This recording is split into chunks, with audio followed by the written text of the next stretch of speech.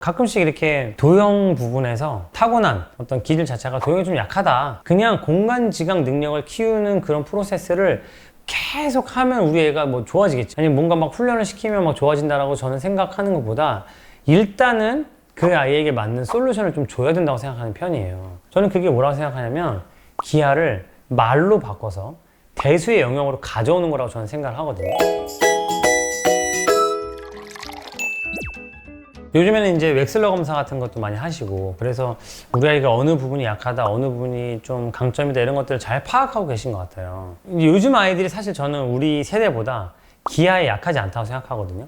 도형을 더 잘 보고 이제 입체적인 모양들을 더 잘 생각해낸다고 생각하는데, 가끔씩 이렇게 도형 부분에서 타고난 어떤 기질 자체가 도형이 좀 약하다, 이렇게 걱정을 하면서 찾아오시는 분들이 있어요. 실제로 해보면 약한 경우도 있고요. 저희 학원에도 이제 정민이라는 친구가 도형이 굉장히 약하대요. 그래서 저한테 이제 고민 상담을 이제 하는 경우가 최근에 있었는데, 기하가 약하다는 친구들 어떻게 하면 좋을까요?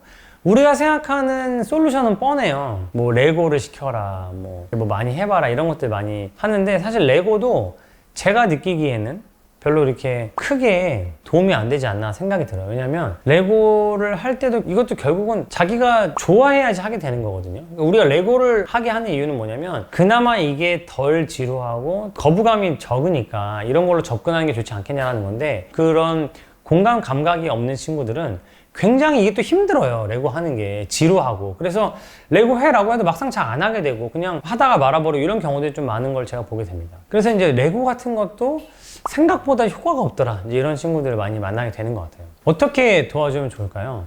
저는 이런 친구들한테 사실 공감이 가요. 왜냐하면 저는 공부를 잘하는 편이었지만 이 기하는 사실 저한테 강점은 아니었거든요. 그래서 저도 굳이 따지자면 기하가 훨씬 어려웠고, 제가 이제 문제 풀어보다가 하고 막히는 것들은 대부분 기하 쪽 문제인 것 같아요. 이게 잘 안 보여요. 제가 이제 그런 기하 약한 친구들한테 하는 조언이 있습니다. 그거를 지금 좀 설명을 드리면, 저는 기하에 관련된 공간 지각 능력을 키우는 거는 사실 저는 생각보다 어렵다고 생각해요. 그냥 공간 지각 능력을 키우는 그런 프로세스를 계속 하면 우리 애가 뭐 좋아지겠지. 뭐 레고를 시킨다거나 아니면 뭔가 막 훈련을 시키면 막 좋아진다라고 저는 생각하는 것보다 일단은 그 아이에게 맞는 솔루션을 좀 줘야 된다고 생각하는 편이에요. 저는 그게 뭐라고 생각하냐면, 기하를 말로 바꿔서 대수의 영역으로 가져오는 거라고 저는 생각을 하거든요. 무슨 얘기냐면요, 이 기하를 할 때 아이들이 직각 삼각형의 어떤 닮음이 나왔을 때 아이들이 이거를 돌려가지고 이게 어디가 어디로고 어디가 어디로고 이런 것들을 돌려서 해봐라고 하면, 아까 정민이처럼 이렇게 공간 감각이 다른 양력보다 조금 약한 친구들은 그걸 굉장히 어려워해요. 이게 우리가 보기에는 이렇게 돌리면 되잖아, 이렇게 돌리면 되잖아 하지만 그 머릿속에 잘 안 돌아가는 경우가 있거든요. 근데 그런 경우에는 어떻게 하면 좋으냐면, 직각은 어디야? 직각이 여기지. 직각이 B네. 그렇지. 그러면 직각이 여기 오는 거고, 그럼 거기랑 이어지는 가장 짧은 변은 여기인데 거기가 C잖아. 그치? 그리고 여기서 가장 긴 변은 뭐야? 그렇지. 걔는 AC네. 이런 식으로 말로 바꿔서 그것들을 설명하는 훈련을 하도록 해주는 게 가장 중요하다고 생각합니다. 쉽게 얘기하면 기하를 말로 바꾸는 거죠. 대수로 바꾸는 거죠. 이런 과정을 거치도록 해주는 게 중요하고, 원 같은 것도 기하 감각이 뛰어난 아이들은 여기랑 여기랑 보면 같은 거리네라고 할 수 있잖아요. 그런데 이거를 말로 잘 표현할 수 있도록 도와줘야 돼요. 원을 보면, 자, 원이다. 어떤 특성을 가졌지? 그렇지.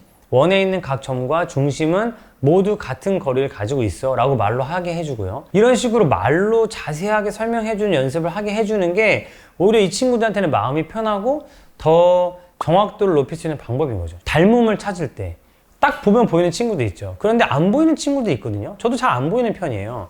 어떻게 하면 좋을까요? 자, 같은 각을 찾아보자. 여기는 90도에서 점을 빼야 돼. 자, 그럼 또 90도에서 점을 빼면 되는 점을 한번 찾아봐봐. 이런 식으로 말로 바꿔줘서 그 점을 하나하나 찾게 만들어주는 그 과정.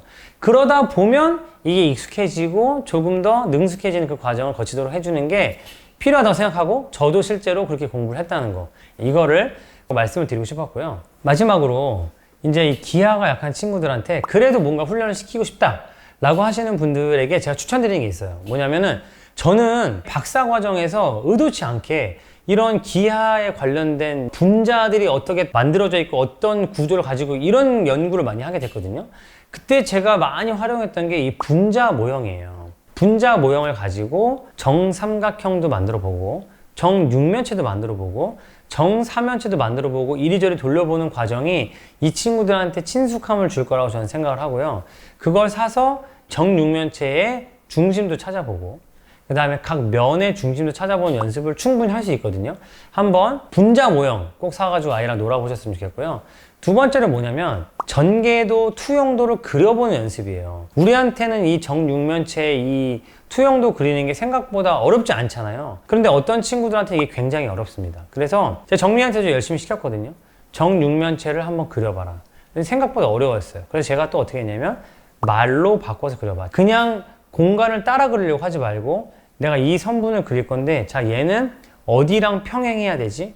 그렇지, 위에 있는 선이랑 평행해야 되지. 자 그거랑 평행하게 그려봐. 이렇게 했을 때 조금씩 감을 잡아가는 모습을 보였거든요. 여러분들이 아이랑 같이 정사면체, 피라미드, 원뿔, 삼각뿔 이런 것들 그려보면서 이 도형을 말로 설명한다는 게 이런 거구나. 그리고 여기에 있는 것들을 설명해 가면서 그거를 이렇게 하나씩 표현해 보면 이런 모양이 되는구나. 이런 것들을 반복하면서 작업을 좀 자신감을 갖도록 도와주는 게 효과가 있다고 저는 믿고 있습니다. 저는 기하에 약했던 사람이거든요. 그래서 저는 이제 어떻게 하면 기하에 약했던 사람이 기하에 그나마 익숙해질 수 있느냐 이런 방법들을 많이 고민하게 되는 것 같아요.